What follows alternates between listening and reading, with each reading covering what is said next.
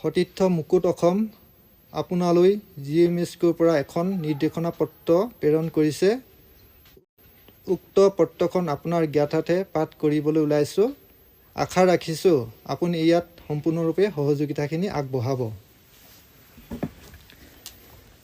Reference GSO/099/GMSQ/UI (2024) Date 21/01/2024 প্ৰতি শ্ৰী মানস বৰগোহাঁই ওৰফে মুকুট অসম চলমান শিবিৰ বিশেষ অভিযানকাৰী গোট সংযুক্ত মুক্তি ফৌজ অসম স্বাধীন সংযুক্ত মুক্তি বাহিনী অসম স্বাধীন বিষয় গ্ৰেপ্তাৰ সন্দৰ্ভত নিৰ্দেশনা। সন্মানীয় সতীৰ্থ, বৈপ্লৱিক শুভেচ্ছা গ্ৰহণ কৰিব। এই নিৰ্দেশনাৰ জৰিয়তে আপোনাক জনাওঁ যে সংযুক্ত মুক্তি ফৌজ অসম স্বাধীনৰ অধীনস্থ চলমান শিবিৰত বিশেষ অভিযানকালীন সময়ছোৱাত আপুনি একাংশ নৱাগত সতীৰ্থৰ মাজত প্ৰতিবিপ্লৱী ভূমিকাত লিপ্ত থকাৰ লগতে সংগঠনৰ নীতিৰ পৰিপন্থী পৰিকল্পনা কৰাৰ তথ্য প্ৰমাণসহ অভিযোগ পোৱা হৈছে। সেয়েহে উক্ত অভিযোগৰ আধাৰত স্বচ্ছ নিৰপেক্ষ অনুসন্ধানৰ জৰিয়তে প্ৰকৃত সত্য উদ্ঘাটনৰ স্বাৰ্থত সংগঠনৰ পবিত্ৰ সংবিধানৰ দফা 9 UPC অনুচ্ছেদ ক আৰু গড় 1 অনুসাৰে আপোনাক আজি 21 জানুৱাৰী 2024 তাৰিখে গ্ৰেপ্তাৰ কৰা হ'ল। নিৰ্দেশনা প্ৰদানত GSO সংযুক্ত মুক্তি ফৌজ অসম স্বাধীন সংযুক্ত মুক্তি বাহিনী অসম স্বাধীন। বিশেষ দ্ৰষ্টব্য: এই নিৰ্দেশনাৰ প্ৰতিলিপি চলমান সাধাৰণ মুখ্য কাৰ্যালয় লগতে সংগঠনৰ সকলো শিবিৰলৈ প্ৰেৰণ কৰা হ'ল। সহযোদ্ধাই তেখেতক গ্ৰেপ্তাৰ কৰক।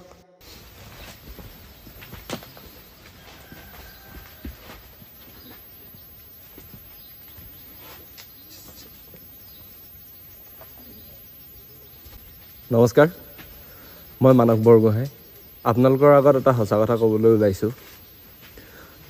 মোৰ পৰিচয় যি আপোনালোকে গম পাইছিলে তাৰ এটা পৰিচয় লুকাই আছিলে। মই প্ৰশাসনৰ এজন লোক হয়। প্ৰশাসনৰ স্পেচিয়েল ব্ৰাঞ্চৰ SI হিচাপে মোক নিয়োগ কৰিছিলে 2021 চনত। মোৰ যি ID নাম্বাৰ হৈছে IG 8371963421। এয়া হৈছে মোৰ ID নাম্বাৰ।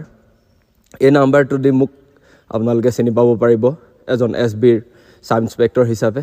মই তাত কৰ্মনিয়োগ কৰোঁতে 2021 চনত যেতিয়া কৰ্মনিয়োগ কৰিছিলোঁ তেতিয়াৰ পৰা মোক এটা বিশেষ মিছন দিয়া হৈছিলে। মিছনটো হৈছিলে কি, আলফাৰ বিপক্ষে কাম কৰাৰ কাৰণে। আলফা স্বাধীনৰ বিপক্ষে যেতিয়াৰ পৰা কাম কৰিবলৈ আৰম্ভ কৰিলোঁ, প্ৰথম অৱস্থাৰ পৰা মোক কিছুমান নাটকীয় ৰূপত মোক প্ৰকাশ কৰিলে যাতে সংগঠনৰ লোকে মোৰ ওচৰলৈ যাব পাৰে আৰু মোৰ লগত যোগাযোগ স্থাপন কৰিব পাৰে। সেই নাটকীয় যিসমূহ আমি নাটক কৰিছিলোঁ সেই নাটকসমূহ আমি সুচাৰুৰূপে কৰি গৈছিলোঁ আৰু ঠিক তেনেধৰণে নাটকীয় ৰূপে মোক এবাৰ গ্ৰেপ্তাৰো কৰিছিলে। গ্ৰেপ্তাৰ কৰাৰ পাছত আকৌ পুনৰ এৰি দিছিলে। ঠিক তেনেধৰণে আমি দুবাৰ তিনিবাৰ তেনেকুৱা ধৰণৰ নাটক কৰিছিলোঁ আৰু পৰৱৰ্তী সময়ত যি বিচাৰিছিলোঁ আমি আলফা স্বাধীনৰ যি বিশ্বাস পাবলৈ সক্ষম হৈছিলোঁ আৰু সেই বিশ্বাস পোৱাৰ ফলত মই আহি নৱেম্বৰ মাহত আলফা স্বাধীনত যোগদান কৰিছিলোঁ। মই আলফা স্বাধীনত যোগদান কৰাটো প্ৰকৃততে এটা সম্পূৰ্ণ মোৰ মিছন আছিল। ইয়াত কোনো জাতীয় প্ৰেম বা কিবা তেনেকুৱা লুকাই মই অহা নাছিলোঁ, কাৰণ মোক এটা সম্পূৰ্ণ মিছন দিছিলে আৰু মিছনটোৰ কাৰণে মোক পক্ষেপ কৰিছিলে মানস চলিহা, দিগম্বৰ পাণ্ডে। তেওঁলোকে প্ৰত্যক্ষভাৱে মোক পক্ষেপ কৰিছিল আৰু পৰোক্ষভাৱে মোক পক্ষেপ কৰা ব্যক্তি হ'ল GP সিং, পাৰ্থসাৰথী মহন্তকে প্ৰমুখ্য কৰি। সেই মুহূৰ্তত 2021 চনত আছিলে ভাস্কৰজ্যোতি মহন্ত DGP হৈ। তেখেতেহে গোটেইগৰাকী ব্যক্তিয়ে পক্ষেপ কৰিছিল আৰু তেওঁলোকে আমাক অকল মোকে বুলি নহয় আৰু বহুকেইগৰাকী যুৱক যুৱতী আছে, তেওঁলোকে আমাক যিধৰণে পক্ষেপ কৰিছিল, যিধৰণে আমাক নিয়োগ কৰিছিল, নিয়োগ কৰাৰ পাছৰে পৰা তেওঁলোকে আমাক কিছুমান প্ৰলোভিত কৰিছিল। প্ৰলোভিত যেনেকৈ ধৰণে টকা পইচাৰ আৰু যি এতিয়া আমাৰ এই বয়সত সকলোৰে এটা যি পাৱাৰৰ এটা ক্ষমতা বিচাৰে, সেই ক্ষমতাৰ কাৰণে আমি সকলোৱে সেই কথাত মান্তি হৈ সেইধৰণে বিপক্ষে কাম কৰাৰ বাবে আমি প্ৰস্তুত হৈছিলোঁ আৰু সেইধৰণে আমি কাম কৰিছিলোঁ। ঠিক আমাক তেনেধৰণে প্ৰলোভিত কৰিছিল আৰু তেনেধৰণে প্ৰলোভিত কৰাৰ পাছত প্ৰথম অৱস্থাত কাহিলীপাৰাত আমাক প্ৰশিক্ষণ দিছিল। কাহিলীপাৰাত প্ৰশিক্ষণ দিয়াৰ পাছত আমাক আলফা স্বাধীনৰ বিৰুদ্ধে কেনেধৰণে কাম কৰিব লাগিব, তেওঁলোকৰ ক্ষয় ক্ষতিৰ বিষয়ে আমাক বেলতলাৰ অজন্তা পথত অৱস্থিত এনক্লেভত আমাক প্ৰশিক্ষণ দিছিল। সেই প্ৰশিক্ষণত বিশেষকৈ আছিল আপোনাৰ বায়'মেট্ৰিক্সৰ ওপৰত, কেনেধৰণে এটুকুৰা ঠাইক জিৰ' ছিগনেল জন কৰিব পাৰি আৰু ধৰি লওক যিকোনো অৱস্থাত তেওঁলোকৰ যি ছিষ্টেম ইউজ কৰে সেই ছিষ্টেমক কেনেধৰণে ধ্বংস কৰিব পাৰি। আৰু ছিষ্টেমক অকল ধ্বংস কৰাই নহয়, সেই ছিষ্টেমৰ ফলত তেওঁলোকক আমি কেনেধৰণে বেলেগৰ সন্মুখত বা বেলেগ ৰাষ্ট্ৰৰ সন্মুখত আমি দোষী প্ৰস্তুত কৰিব পাৰোঁ। সংগঠনৰ যি ছিষ্টেম ইউজ হয়, সংগঠনৰ ছিষ্টেমে কোনো ক্ষয় ক্ষতি নকৰিলেও আমি যাতে সেই সংগঠনৰ ছিষ্টেম ব্যৱহাৰ কৰি আমি সংগঠনক ক্ষয় ক্ষতি কৰিব পাৰোঁ, তেনেধৰণৰ আমাক বিশেষ প্ৰশিক্ষণ দিছিলে। আৰু সেই প্ৰশিক্ষণৰ অৱস্থাত যেতিয়া মোক প্ৰশিক্ষণ সম্পূৰ্ণ হোৱাৰ পাছত মোক প্ৰক্ষেপ কৰিছিলে, মোৰ কেইটামান বিশেষ কোড আছিলে। সেই কোডটো যেনেধৰণে আপোনাৰ বিপদৰ সময়ত মোক যদি ক'ৰবাত ধৰা পৰোঁ বা কিবা হওঁ, বিপদৰ সময়ত UA 792/1 আৰু আমাৰ ভাৰ্চুৱেল কোড যোনটো VC বুলি কওঁ, VCটো হ'ল আপোনাৰ ৰামটোক যদি আপোনাৰ এনেকৈ নৰ্মেল ৰাম হয় আৰু যদি তাক লিখিত ৰূপ দিবলৈ হয় ROM, যাতে সেই বস্তুটো কোনো গম পাব নোৱাৰে, সেই তেনেধৰণে আমাক কিছুমান বিশেষ কোড দি পঠিয়াইছিলে। আৰু 7896799241 এইটো এটা বিশেষ নাম্বাৰ হয়। এই নাম্বাৰটো আপোনাৰ সকলোৰ হাততে থাকে আৰু সকলোৱে এই ক্ষেত্ৰত মানে যিসকল আমাৰ জড়িত আছে, মোৰ লগত 7জন আছে মোৰ সহকৰ্মী, সেই 7জনেও এই নাম্বাৰটোৰ জৰিয়তে সকলো ধৰণৰ বিপদৰ পৰা উদ্ধাৰৰ কাৰণে এই নাম্বাৰটো আমাক বিশেষ ধৰণে দিয়া হৈছিল। আৰু যদি ক'ৰবাত আমাক এৰেষ্ট কৰে, কিবা কৰে, এই নাম্বাৰটোৱে আমাক বিশেষ সহায় কৰিব বুলি আমাক কৈ পঠিয়াইছিলে।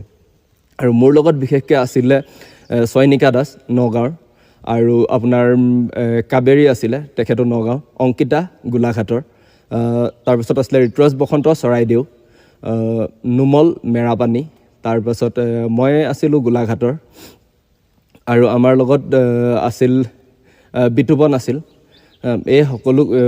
এই সকলোকেইজন আমাক বিশেষকৈ প্ৰশিক্ষণ দিয়াইছিল। আৰু আমাৰ বিশেষ প্ৰশিক্ষণটো আছিল অকল বায়'মেট্ৰিক্সৰ ওপৰত। সেই বায়'মেট্ৰিক্সৰ ওপৰতে আমাক প্ৰশিক্ষণ দিয়াইছিল। আৰু পাছত আপোনাৰ যিসকলে সকলো ধৰণৰ বাহিৰত গৈ প্ৰশিক্ষণ লৈ আহিছিল, যেনেধৰণে ডেৰাডুনৰ মিলিটাৰী একাডেমীত ট্ৰেইনিং লৈছিল প্ৰণদীপ গগৈ গোলাঘাটৰ হয়। প্ৰণদীপ বিশেষকৈ মানস চলিহাৰ একেবাৰে লগত থকা এজন বিষয়া হয়। প্ৰণদীপে এই ক্ষেত্ৰত বিশেষকৈ প্ৰশিক্ষণ লৈছিল, কেনেধৰণৰ কি কৰিব লাগে। আৰু প্ৰণদীপৰ লগতে আপোনাৰ ৰাজশ্ৰী তিতাবৰ, তাইও এই ক্ষেত্ৰত বিশেষ প্ৰশিক্ষণ লৈছিল। আৰু তেনেধৰণে ছোৱালীখিনিক এনেধৰণে প্ৰস্তুত কৰিছে যাতে ছোৱালীখিনিয়ে এজন বিষয়াক বা এজন সংগঠনৰ লোকক কেনেধৰণে নিজৰ প্ৰতি প্ৰলোভিত কৰিব পাৰি। যি ছেক্স এডুকেশ্যন বুলি কোৱা হয়, ছেক্স এডুকেশ্যন বিশেষকৈ ছোৱালীখিনিক দিয়া হৈছে। ছেক্স এডুকেশ্যন এইটো কাৰণে দিয়া হৈছে যাতে GMSQ, CMSQৰ দৰে যি শিবিৰ আছে, সেই শিবিৰৰ নেতাসকলক নিজৰ প্ৰতি আকৰ্ষিত কৰি শিবিৰৰ মাজত এটা বিভেদৰ সৃষ্টি কৰিব পাৰে, যাতে সেই ধৰণৰ বিশেষ প্ৰশিক্ষণ ছোৱালীখিনিক দিয়া হৈছে। আৰু বাকী বহুকেইজন আছে, মোৰ যিহেতু 34 হয়, মোৰ ৰোল নাম্বাৰটো লাষ্টৰ ফালৰ পৰা মোৰ 34 হয়, মোৰ আগতো আৰু 33জন আছে। 33জনকো তাৰে বিশেষ কিছুমান আপোনাৰ ডেৰাডুনত পৰা প্ৰমুখ্য কৰি তেনেকৈ বাহিৰৰ বহুত জেগাত দীঘলীয়া 9মহীয়া প্ৰশিক্ষণৰ পৰা লৈ বহুতো প্ৰশিক্ষণ দিছে। আৰু স্পেচিয়েল মাৰ্চিয়েল আৰ্টৰ পৰা লৈ ৱেপন ইউজৰ কেনেকৈ কৰিব লাগে, সেই বিশেষ কিছুমান প্ৰশিক্ষণ দি এতিয়াও প্ৰশিক্ষণ দিয়াই আছে। আৰু সেই প্ৰশিক্ষণৰ মুহূৰ্তৰ পৰা এতিয়ালৈকে আমাক এটা কথা সদায় মগজুত সোমোৱাই আছে। প্ৰত্যেক মুহূৰ্তত প্ৰথম দিনাৰ পৰা মই অহাৰ আগমুহূৰ্তলৈকে এটা কথা আমাক এই ধৰণে মগজুত সোমোৱাইছে যে আলফাত থকা যিসকল লোক আছে, যিসকল বিষয়া আছে, তেওঁলোকে লাহবিলাসৰ জীৱন যাপন কৰে। আৰু যিসকল নতুনকৈ যায়, যিসকলে নতুনকৈ সংগঠনত যোগদান কৰে, তেওঁলোকক কুকুৰ মেকুৰীৰ দৰে ব্যৱহাৰ কৰে। কিন্তু মই সঁচাকৈ আমাৰ যিসকল অসমীয়া যুৱক যুৱতী বা মোৰ লগত যিসকলে প্ৰশিক্ষণ লৈছিলে, মই সকলোকে এটা বিনম্ৰ অনুৰোধ কৰিব বিচাৰোঁ যে হয়, আমাক সেই তেনেধৰণৰ কথা কৈ আমাক কিছুমান উত্তেজিত কৰাইছিলে কিছু মুহূৰ্তৰ বাবে। কিন্তু ইয়াত মই আজি 3-4 মাহ দিন মই নিজে ইয়াত আছিলোঁ, মই কিন্তু তেনেধৰণৰ কোনো ব্যৱহাৰ ইয়াত পোৱা নাই। ইয়াত সকলোৰে একে বন্ধুসুলভ আৰু যি দায়িত্বসুলভ, যে জ্যেষ্ঠজনে আপোনাৰ প্ৰতি যি দায়িত্ব থাকিব লাগে, সেই দায়িত্ব জ্যেষ্ঠজনৰ আপোনাৰ প্ৰতি সদায় আছে। যি ধৰণে আমাক কৈছিলে বাহিৰাসকলে হওক বা যিসকলে আমাক প্ৰশিক্ষণ দিছিলে, তৃষ্ণা সন্দিকৈ বাইদেউকে ধৰি সকলোৱে আমাক যেনেধৰণে কৈছিলে যে আলফাই অকল দেখুৱাইহে, আলফাৰ মুখ এখনহে দেখুৱাইহে, তেহেঁতি নাটক কৰে, সেই তেনেকুৱা ক্ষেত্ৰত নহয়। আমি অহা দিনাৰ পৰা আজিলৈকে মই সকলোখিনি সেই কোৱাৰ পৰা বিপৰীত পাইছোঁ। আৰু মই আজিলৈকে তেনেকুৱা ধৰণৰ কোনো ব্যৱহাৰ পোৱা নাই। মোক যেনেধৰণে প্ৰক্ষেপ কৰিছে আৰু বাকীসকলক যেনেধৰণে প্ৰশিক্ষণ দি আছিলে, সম্পূৰ্ণ ডিজাইন কৰাৰ আঁৰত আছিলে GP সিং আৰু পাৰ্থসাৰ্থী মহন্ত আৰু GP সিঙে সেই তেওঁলোকৰ যি ডিজাইন থাকে, তেওঁলোকৰ যি প্লেনিং থাকে, মানস চলিহা বোলা যিজন দেৰগাঁৱৰ ব্যক্তি হয়, তেখেত জনাল হেড হয় SBৰ, তেখেতক সম্পূৰ্ণ প্লেনিংখিনি দিয়াৰ তেওঁ আমাক সেই প্লেনিংখিনিৰ অৱগত কৰায়। তেখেতে আমাক বিশেষকৈ জুন মাহৰ পৰা আমাক এই সন্দৰ্ভত প্ৰশিক্ষণ দি আছিলে, বায়'মেট্ৰিক্সৰ ওপৰত আমাক প্ৰশিক্ষণ দি আছিলে বেলতলাৰ অজন্তা পথৰ এনক্লেভত, আৰু এনক্লেভত আমাক বিশেষকৈ প্ৰশিক্ষণ দিছিলে তৃষ্ণা সন্দিকৈ আৰু মানস চলিহাই। মানস চলিহাক বিশেষকৈ পৰিচিত সকলো থানাতে এটা নামেৰে বিশেষ পৰিচিত, সেই নামটোৱে হৈছে ঘোঁৰা। তেখেতক ঘোঁৰা বুলি ক'লে প্ৰায় থানাই চিনি পায়।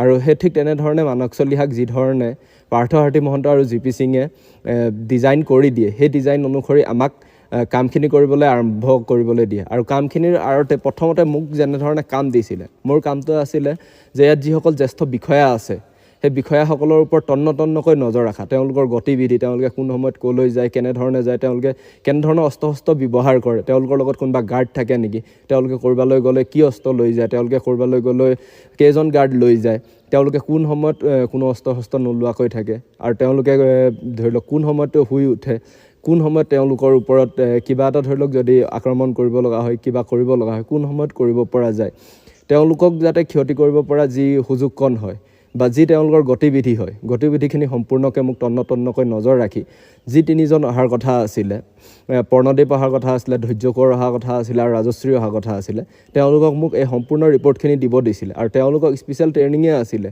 যে কেনেধৰণে মানুহক ডিমটিভেট কৰিব লাগে, কিবা কৰিব লাগে, সম্পূৰ্ণ তেওঁলোকক স্পেচিয়েল ট্ৰেইনিং দিছিলে।